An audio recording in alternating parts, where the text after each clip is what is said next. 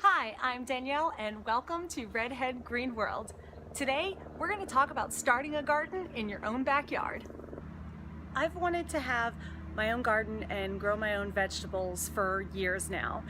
But the problem was, for 4 years, I lived in a place that didn't even have a balcony or any outdoor space, so even trying to container garden was just out of the question. But recently, I moved into a different apartment and it has this really awesome, fairly big-sized backyard. However, there's just one problem. My whole backyard, as nice as it is all concrete. So this means that trying to grow anything in the ground is really just kind of out of the question.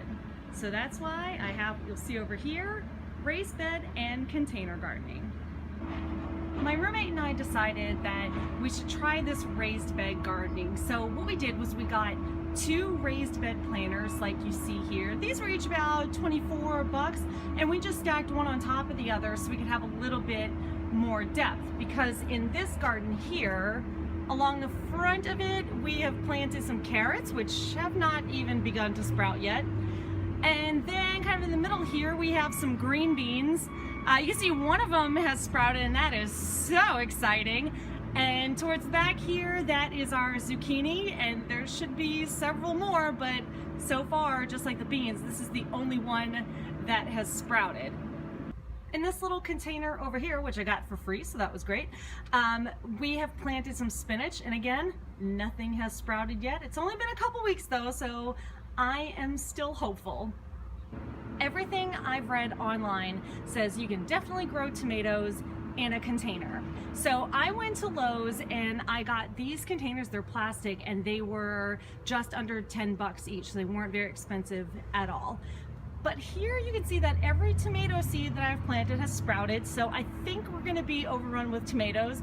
But hey, that's okay. I'm just excited that they're sprouting and we'll see what happens. In this pot, I did something a little bit different. I decided to plant some wildflower seeds. So I didn't want to just have vegetables, I wanted to do some flowers as well. However, I wanted to have flowers that were specific for attracting bees, birds, and butterflies, because we need those pollinators desperately. The cost of planting all of this so far has been pretty reasonable. The containers and the raised bed, were not very expensive at all. The seeds were really cheap. We bought them in bulk from a local nursery, so we saved a lot of money there. So we probably spent less than 20 bucks on seeds alone. And if most of it sprouts and produces fruit and food and vegetables, then we're in good shape and we're gonna get a really good return on our investment there. What does kind of get expensive is the soil. So if you have a free source for good soil, you might want to check it out, but we did have to buy our soil from a nursery. So it ran us like $100 for the soil alone for about 14 cubic feet of it. So that was a bit of an investment, but I still think it's all worth it.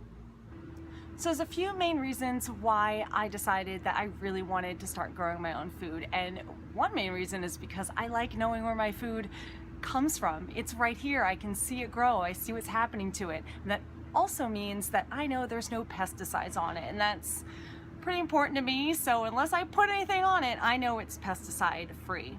Also, a lot of these heirloom varieties of seeds are bred for taste, so my food that I grow here in my backyard is going to taste a lot better than the commercial produce that's available in the supermarkets. Also, once you have the infrastructure in place and you've bought your containers and you have your soil, it really is going to be cheaper in the long run to grow your own food instead of buying it at the supermarket. Also, then I can come out and just pick what I need, and I don't have to buy a ton of it at once and watch half of it go bad before I use it. And this might sound a little bit cheesy, but one of the reasons I really enjoy doing this is because it really is like watching little miracles every single day.